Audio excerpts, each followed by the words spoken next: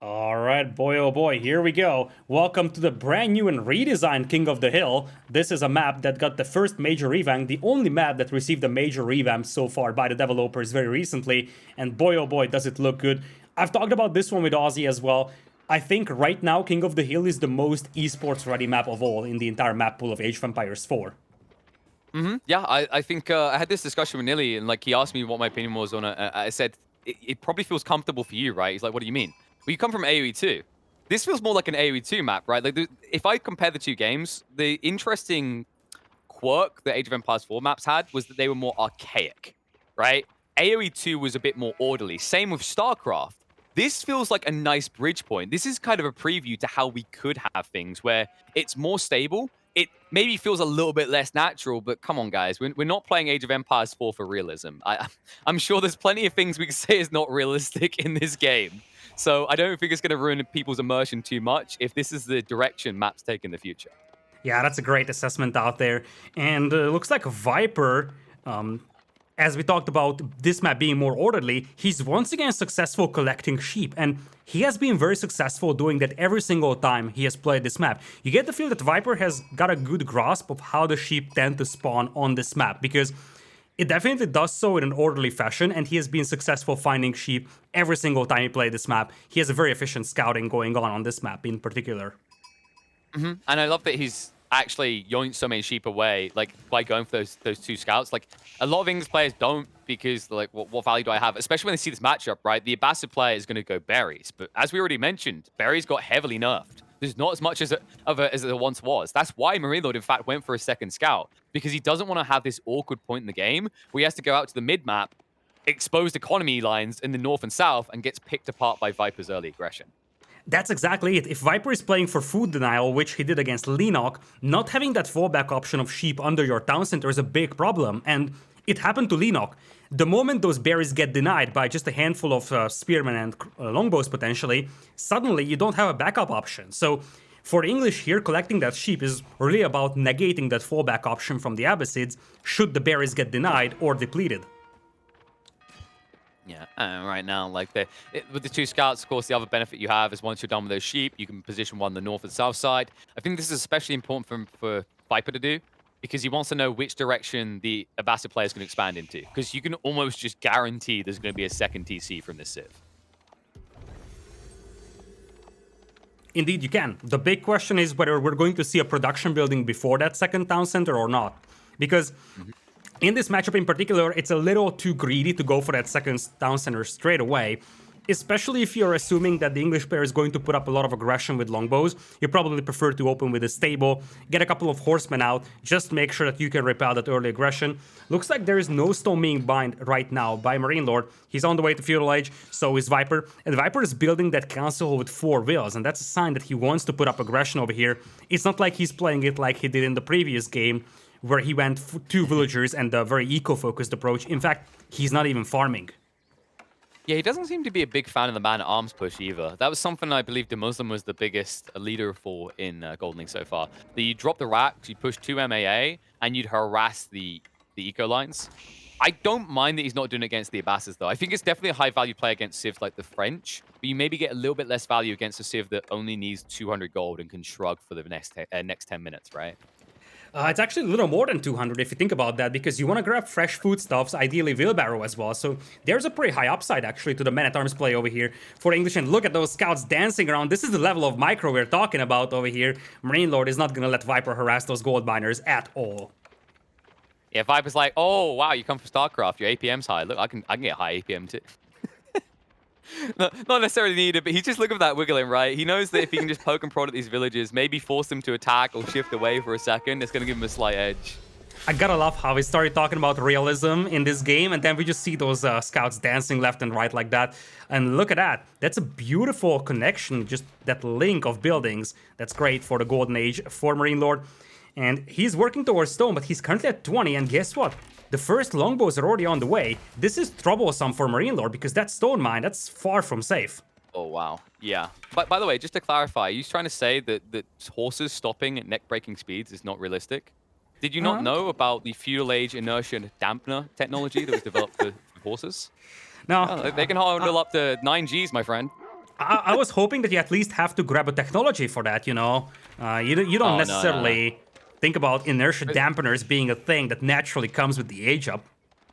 Nah, I'm afraid this is Age of Empires 4. We don't have to pay for those sort of things. You know, like our archers as well, they're snipers straight away. They use laser-guided arrows, so they never miss. And we're about to see that as Longbow start to move in. Scout's being frustrating as well. Like, this is awkward for MarineLorD. He's going to shift back. Is this going to be enough stone, though? No, not enough. That was 244. Oh, no. He's missing about 40. Yup, he's missing exactly 44, and Viper knows that. He clicked the stone mine, and he knows that very well. Okay, so MarineLorD just saving up for a castle he hopes he'll get by Christmas, maybe?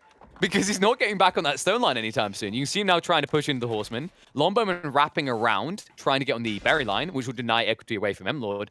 And while that's happening, the switchover's coming in. The racks are being dropped, and from there, Viper, like, he has good options. Remember, it used to be predictable. The English could only go for spears. But with the buffs to man-at-arms early armor, it's actually a viable option to now slap in a few man-at-arms as your front line. Yeah, and Viper loves to do that, and he also scouts the stables at the back line, so he knows about the horsemen coming in here. MarineLord's got 256, and Viper knows pretty well that it's all about denying the berries, denying that stone.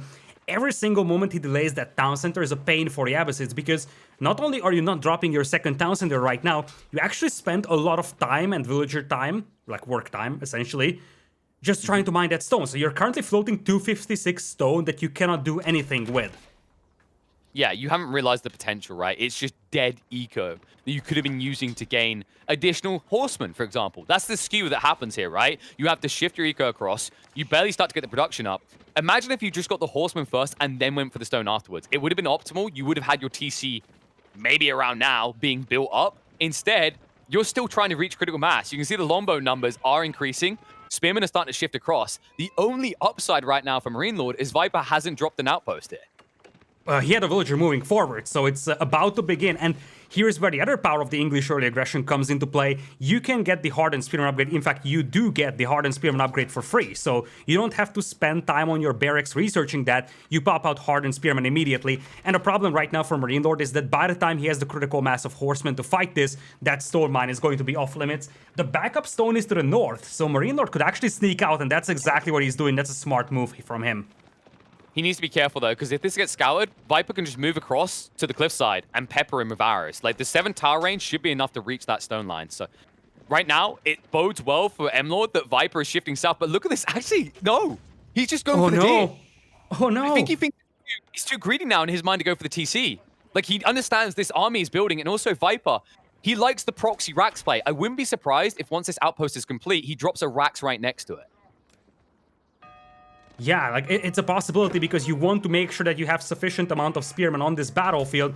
And looks like MarineLorD thinks that his berries are gonna get denied. And that's a problem right now for MarineLorD. Access to food or lack of access to food could be just haunting him even more than that second town center denied. Now the gold mine has been cut off as well. And look at a forward blacksmith coming in here. Not something that you see every day.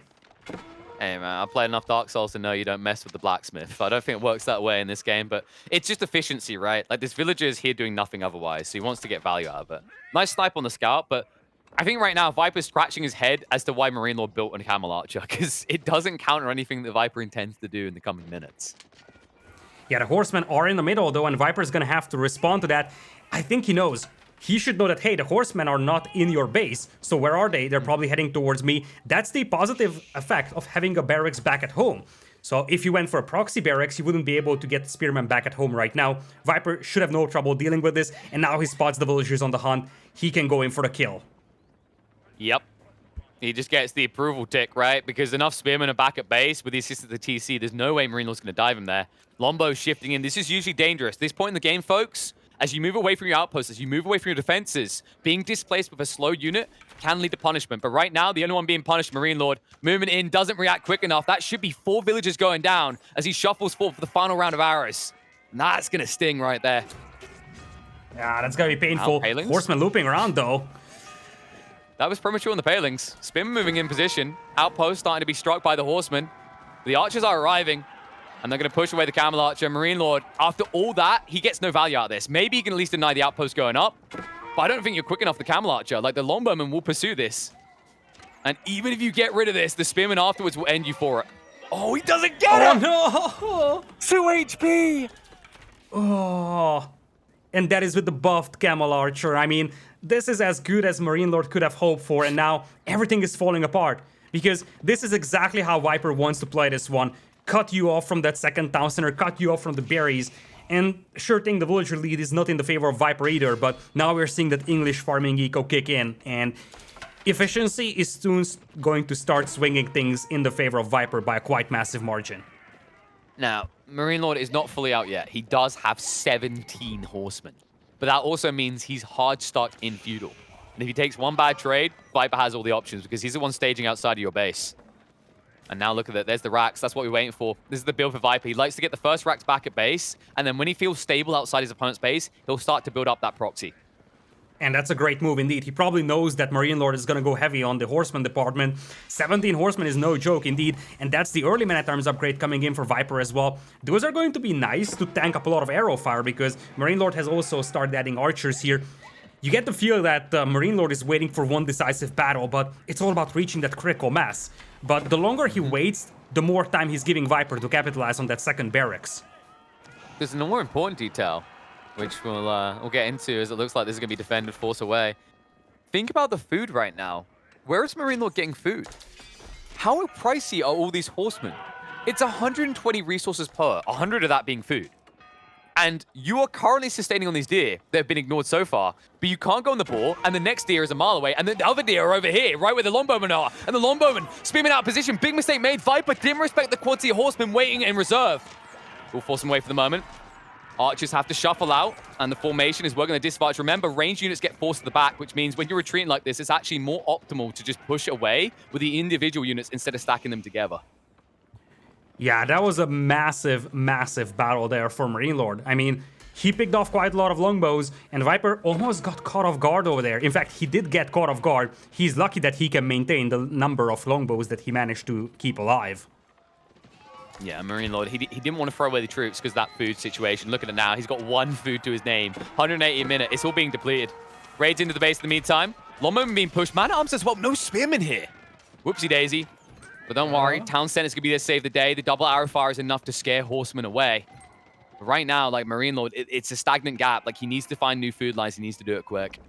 Yeah, that's the thing in here. Viper's got a very strong proxy position over here, and it's making it impossible for MarineLorD to find safe food. And, I mean, at this point, his only source of food is that hunt. But that's about to get depleted. And look at the berry spots, by the way. Look at where they are. One of them is on that cliff side. Yep. The other one is on the far south. I think MarineLorD actually is moving out, or did move out towards that far south berry patch already. That's being problematic, though. You can see that Viper keeps checking on it every once in a while. That's concerning right now because as you move out, the risks get bigger. And your army, like, while it is getting bigger, so is Viper's. And now look at this. The proxy base increases. Double racks now to make sure he has enough spearmen. It's full man-at-arms now, I think. Because the horsemen don't trade very well against the men-at-arms, especially if there are spearmen in the mix. And there is no direct tools for MarineLorD to counter the men-at-arms. The archers won't work that well. And one of the buffs that English received recently is the man-at-arms training speed. That's going to come in very handy here. Every 15 seconds, you're going to notice that he starts to bulk up fast here. And while he's doing that, he actually has a secondary contingent raiding to the north. So he's going to actually deny the deer. He understands what MarineLorD's been doing. And notice what Viper's doing here. He plays around the choke points, understanding that is a crap ton of horsemen. But if they cannot envelop you, they can't do the damage. And you have enough melee to hold them in those choke points. He does lose the tower. Spears? Spears are deterring him. Like, the tower goes down, but these are not good trades. The longer Emerald's stuck like this. You can see, rushes in the choke point, pushes him away. The trade-out's not efficient right here. You lose 1 or 2 spearmen, but each time taking a horseman with you, which means it's a 80 resource trade for 120. And of course, Viper does have the English farming eco, so he isn't really sweating losing a couple of those units, whereas for MarineLorD, as you pointed out, every single horseman is just so expensive right now. A couple of idols back at home here for Viper, but he's going to be able to finish that second tower on the front. And Viper is actually not making villagers for a small time. It's time. He slowed down the villager production maybe, but he's definitely on the mark with the Rams. The Rams that can actually eliminate that expansion, then instantly just butcher a bunch of villagers. And this is the move out of MarineLorD. He says, I've been stuck idle too long. I have built horsemen. The one leverage I have still is movement speed. Question is, how can you use it? His hopes, the wood line has actually chopped so deep that it can actually be completely enclosed by horses. We'll have to see if that's the case, though. This is a huge upside. I mean, that's the The thing is that you can garrison 20 villagers in the town center, so everyone else is going to be stuck outside. And at this point for MarineLorD, he might be thinking, okay, I will dive in with my cavalry, take down as many villagers as I can because that's my only hope, and then try to stall this push out. The cavalry is coming in, and this could be a great high upside play for MarineLorD. He needs line formation, though. He needs line formation to block the retreat. Right now, he hasn't done it. Town battle's going to be rang. Villagers are going to be pulled back. Tries to envelop them, blocks them out. A lot of villagers are going to be going down here, blocked between the two lumber camps. They have to go around. This is not an efficient retreat.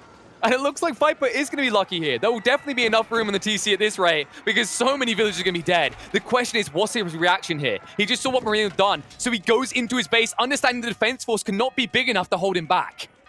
Yeah, that's the thing right now. It's the who dies faster contest. If Viper gets a couple of spearmen here, he's going to slow down this counterattack, and he still has a devastating force ready to jump on MarineLorD's eco. Viper is losing villagers left and right. He's down to 36. So it's all about finishing off MarineLorD now, or it's too late. Well, the Ram's doing good work. The other detail that's important here is he needs more wood, he needs more Rams, but what was the first line that got denied and shut down? It was the wood line. That's the critical detail from MarineLorD, but now he has to retreat back towards his own base because the pressure is mounting up.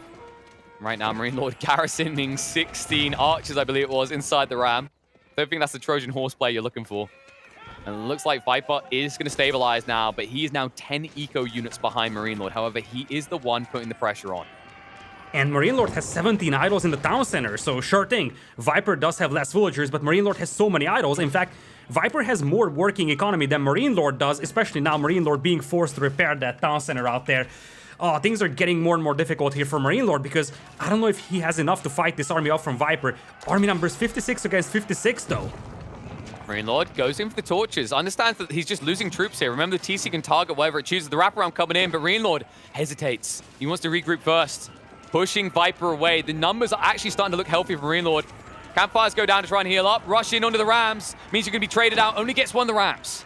Has to back away. Longbow fire a little bit too strong. Man-at-arms a bit too tanky. And the villagers instantly just repairing as quickly as possible. Still 20 garrison inside and another 10 looking to tap their hammers away just to delay this. But that is a lot of idle economy. You highlight it's not just the 20 inside now, it's also an additional 10, which means the numbers, if you look, MarineLorD is not healthy. He cannot replace losses in this fight if it goes badly. He's running low on wood. It's the insufficient wood scenario very soon. Oh, the man-at-arms holding him at bay. The trade-outs are bad. The Longbowman targeting in onto the archers. The outpost to the side is to his detriment. And MarineLorD, the shuffle around the Ram, he can't access it. It means all of these trades are going against him. Rush out at the villagers, targeted out as they chase on the Ram. Ram is going to survive. Several villagers going down. Push him with the man-at-arms. Viper getting MarineLorD on the edge of this game and diminishing that loss. Like, look at the difference now. Only 6 eco units between them, and MarineLorD still with 20 idle villagers inside that town center. No wood for MarineLorD, not at all. He's got 30 per minute, and he's depleting his bank by repairing that town center. And Viper, he still has the English farming eco. Keep in mind that behind this one, MarineLorD is depleting those berries on the south, the only source of food he really has. And that is a growing concern. You see these berries slowly being depleted, the hunt is almost gone, and Viper has sustainability. He's behind by a couple of villagers, but he's the one putting up the pressure. And MarineLorD held on to this one, but you still get the feel that Viper is in a better spot, simply because he can do the same thing that he did in a couple of minutes. Yeah, he's like, I've been here before, I'll be here a million times afterwards. I'm not going up to castle. It ends in feudal one way or the other. Here are my Rams. Do something about it. Right now, MarineLorD's means to do things, it is diminishing quick. It's the food situation that's stinging him so much as the horseman count now down to 9. 9 horsemen. How do you answer this anymore? He's going to try. Ram, pushed away for the moment, but now the push in. The attack speed buff is still there for Viper. AFK Ram, MarineLorD wishes he could convert that into any other unit in the game, as it's useless, and the torches come out. The commitment in. 17 man at arms, just a little bit too tanky. Starts to target out the Longbowman, and Viper trying to force the bad fight. MLord, we're pushing back for the moment. Rams continuing their work, getting that TC low. It's close to burning at this stage. Yeah, it's very close to burning. It's on fire. This is burning now. And with it, MarineLorD's hopes of win this might be going up in flames. He has to address it, start to repair it. Longbowman trading out against the Archer with his superior attack speed. Man-at-arms pushing him back, but where do you run? Where do you hide? The continued onslaught here. A few Longbowmen starting to target onto the villagers now, diminishing the repair rates. And MarineLorD, although he has enough wood to keep him alive for the moment, he needs to reinvest it into more archers as his numbers are falling quickly. And now that the horsemen are gone, so the men-at-arms will be of great use here. They will just soak up so much arrow fire, and looks like the town center is gonna be gone. And with the TC gone, 20 villagers exposed to arrow fire, Viper knows that he might have the game. Well, at least he chopped down all these trees. He's got somewhere to go and run and hide. My concern is the Rams are still alive, and you might not be for much longer. Chase is in. Man-at-arms sticking on top, and Longbows just in range to trade out as well. And there's so many targets here. New archers being produced. And although you lose your MAA line, you now clearly have the economical lead. Although the villager count is in favor of MarineLorD for the moment, only one side has the ability to produce more villagers. Yeah, that's the thing, exactly, and MarineLorD is going to start running low on food. He still has no response to those man-at-arms, and the next wave is coming in here for Viper. Now he actually has the influence as well, so his units glowing orange. He's going to get the extra rate of fire as well, and he's taking better and better engagements. Orange, he glows gold, my friend. This is the Golden League, and he's looking like the golden boy right now. MarineLorD is pinned in, and this line formation has been phenomenal. It's so underutilized, but England is probably the civ that uses it best. 7 tile range compared to the 5. He keeps maximum distance for maximum impact while reducing the damage he takes, forcing MarineLorD further out of position, and that's why these trades are so one-sided still. Yeah, Viper's micro here is perfect, and you see he's going to strengthen his position even more, dropping the tower on the front line. And let's not forget, sure thing, MarineLorD has all that space at the back of his base, but look at where the House of Wisdom is at. Viper can just start burning it down and say, okay, you don't defend it, I'm just going to take the landmark victory and call it a day. Yeah, it's called House of Wisdom, but I feel a little bit House of Dumb when I put it in this sort of position. You don't have a choice, right? Like, you don't ever expect your TC to go down. Once it does, it feels like it's actually GG most of the time, but MarineLorD refusing to go 2 down so early in the series, is going to continue to fight. However, that man-at-arms count has replenished so quickly. The 15-second reduction time is just a bit too strong. Viper will make it 2-0, looking like it's heading towards a clean sweep because he is looking more and more dominant with every game he plays today. Yeah, like, he's looking stronger and stronger as we move forward. He has played a really good game in this one, and he got smacked in the face by that cavalry. And in fact, it looked like, okay, now Viper is down 15 villagers, what is he even going to do? But he's just punishing every single small mistake of the opponent so well. MarineLorD was a little too late to the stone, or he didn't have the horsemen at the beginning to fight off the longbows. Whichever was the case, he was able to delay that town center, and initially, it seemed like it was gonna be a delay, but it ended up being a denial, a complete denial of the second town center. And after that, he just started switching into that man-at-arms. Viper loves his English men-at-arms, and that combination of men-at-arms and archers, as you pointed out, the line formation being used on longbows, him constantly dropping those towers, tower after tower to expand his aura. He just really maximized every single bonus that the English provide him. Yeah, it's not just the line formation for the Longbowman, right? It's the way he used it for the man-at-arms as well. Every time that horseman charge came in, he's like, line formation, create the wall. And you couldn't get your bonus damage out. You highlighted early on that the MAA, they might not get the bonus damage like the spears do, but they still do decent trades due to horseman's low damage. And also, they are units that cost the same while being a unit that can tank a lot more damage than the horseman. It's just a phenomenal play. And the timing was critical. I mean, Viper, it's so astute. It's not easy to do, folks. Like, the timing on this, being able to deny this stone when he did, understand the layout of the base and reacting to that on the fly, that's why he's a pro. Not every player can do this. You go try it now and watch how often it'll fail.